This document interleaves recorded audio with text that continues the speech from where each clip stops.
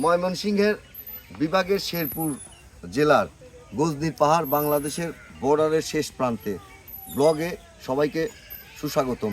আশা করব ভিডিওটা ফার্স্ট থেকে লাস্ট পর্যন্ত দেখবেন ধৈর্য নিয়ে। আমার রিলস দেখে আপনিও উৎসাহ উদ্দীপনা নিয়ে আবার এখানে যেন চলে আসেন, এর ন্যাচারাল ভিউটা নেন এবং কাছে থেকে বাংলাদেশ আর ইন্ডিয়া, ওই যে দেখা যাচ্ছে দেখেন আপনার ওই বাড়িঘরগুলাই হচ্ছে ইন্ডিয়ার ভিতরে পড়ছে, যেগুলো হচ্ছে আমরা হয়তো জানি না যে ময়মনসিংহের শেরপুর জেলায় বর্ডার ইন্ডিয়া বাংলাদেশের একবারে সীমান্ত রেখা গেছে, যেখানে দাঁড়িয়ে আজকের এই ভিডিওটি করছি। বাংলাদেশ আর ভারত সম্পর্ক সর্বোপরি সবসময় ভালো ছিল এবং ভালো আছে বিধায় এখন এই সাইডগুলো দিয়ে কাটাতার বেড়া দেখা যাচ্ছে না। তবে কাছ থেকে দেখে এরকম জায়গাটা উপলব্ধি করতে পেরে আসলে অনেক অনেক ভালো লাগার বিরাজ করছে মনের ভিতরে। আশা করব এই ভিডিও দেখে আরও 10-15 জন 20 জন যারা অনুপ্রাণিত হবেন, এই অঞ্চলটা এসে দেখবেন। ন্যাচারাল প্রকৃতি আপনাকে মন ছুঁয়ে দেবে, আপনার মনকে সজীব তাজা করে দেবে, সতেজ করে দেবে। আগামীর প্রতিটা কাজগুলাকে সুন্দর করে তুলুন এবং এরকম ন্যাচারাল ভিউ আপনাদেরকে দিচ্ছি, চেষ্টা করছি ভালো কিছু কাজ করার জন্য।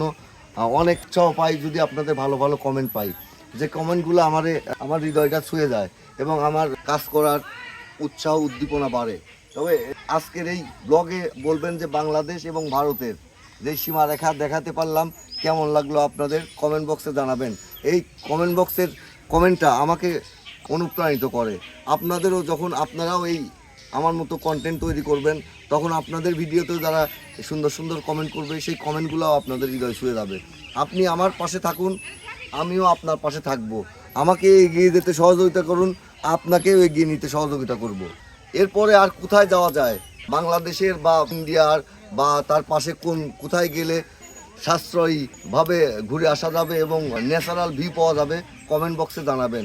এবং আশায় রইলাম যে আপনারা এই মন্তব্যটা করে একটা কমেন্ট করবেন এবং একটা গঠনমূলক কমেন্ট করবেন, তাহলে আমি সেই অঞ্চলে ভিজিট করব এবং যাব সেই বিশেষ বিশেষ জায়গাগুলো ভিডিও করে আপনাদেরকে দেখানোর চেষ্টা করে যাব। এটাই আমার কাজ। আমার স্বপ্নটা হচ্ছে, আমার টপিকটা হচ্ছে সুখ আর শান্তি।